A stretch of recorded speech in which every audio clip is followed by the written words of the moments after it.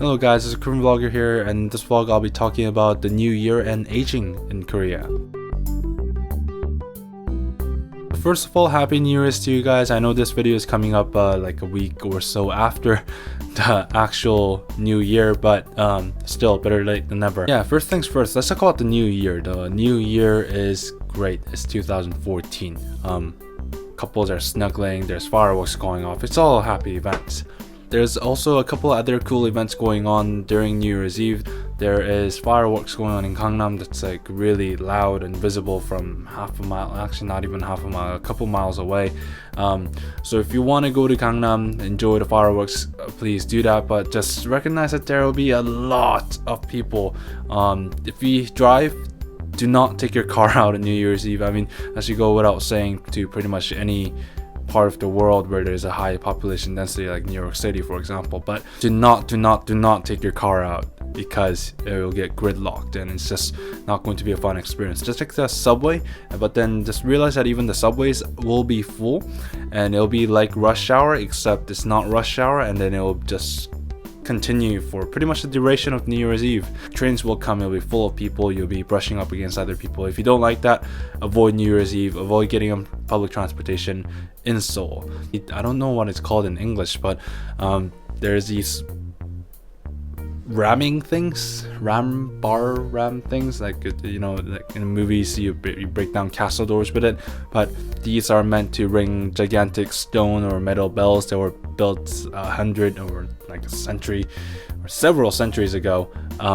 Politicians and sometimes, you know, celebrities ring this gigantic bell to welcome the new year, and it's like a symbolic thing, and a lot of people go watch that. It's a cool event, and if you're in Korea, I definitely recommend that you do watch it on television. If you feel like going in person, and I'm not stopping you from going, but just realize that there's a lot of people. So that's the new year, but there is also the other new year. The new year that we're welcoming currently is the solar new year, right? There is also the lunar new year, which some of you might know as Chinese New Year. It's not strictly Chinese because it's based on the lunar calendar, and a lot of Asian countries follow it, specifically Korea and Japan, Vietnam, and, you know, many other countries, but I can't think of the list off the top of my head. A lot of countries follow it, and the lunar new year, if I remember correctly, is January 30th and 31st. It's a national holiday as well, or two national holidays. It leads into long weekend. A lot of people looking forward to that, and it's a big thing where it's like Christmas or Thanksgiving in the States. You have to, or like you're obligated to meet up with your family and spend some time with them. This year is a year of the horse, so if you are into the zodiac signs, and I don't know, it's like a superstitious thing, blah blah blah, like really not widely accepted or believed in other parts of the world, but in Korea it's a big thing. So if you're born in the year of the horse, then, you know, this is a year for you.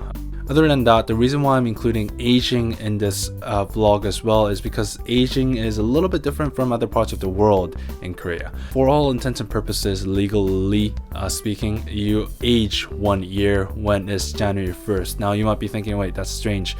And it is different from other parts of the world where, you know, you age on your birthday. So for example, my birthday is in February, so I will be, you know, aging, turning, say, that's 18, 19, 20, 21 in February in the States or Canada. Or in Korea, I'm turning 18, 19, 20, 21 on January 1st, and everyone ages a year. It's really great for certain reasons, and that's really not great for certain reasons, and it works for Korea really well because there's a social hierarchy thing. If ages are different, people do treat you differently. If you are older or younger than someone, there is a lot of mannerisms that go into your speech and how you act around them that you have to be careful of. So aging is a big thing, and if you're born in February but your friend's born in December, then you're technically older for like 10 months of the year. It's great for a lot of reasons, but it does cause some problems as well. One thing is that you turn legal on January 1st. So instead of turning legal on your birthday, you'll be able to drink starting January 1st. January 1st is a national holiday, and then that creates a lot of problems. People that haven't been drinking, at least in bars, go out drinking and they become intoxicated and they become a nuisance in the streets, like throwing up all over the place. So they count the year of your mom having you inside her belly as 1 year, so you come out as 1 year old, but for legalistic purposes you're not 1 year old, so you can be 18 but 20 in Korea, because if your birthday is in December, and if you count the year that your mom had you inside her as 1 year, then it becomes your 20 in Korean age. Legally, Korean age speaking, you're 19, but because your birthday hasn't passed yet, you're also 18 in other parts of the world that consider you age on your birthday. So it creates a lot of awkwardnesses when you're talking about age, and it's a really complicated topic. Like, I still haven't gotten the hang of it really well. It's just food for thought. You can look it up, research it a little more, and get the hang of it. But essentially, just know that you age on January 1st, and you should be able to tell your age. So if you're born in 1995, you are 20 Korean age. Yes, because you lived 19 years, but because Korea adds 1 year of during the pregnancy, so you're 20, but you're 19 or 18 if your birthday hasn't passed yet in other parts of the world. Again, happy new year to you guys, and I hope that you guys will have a great year.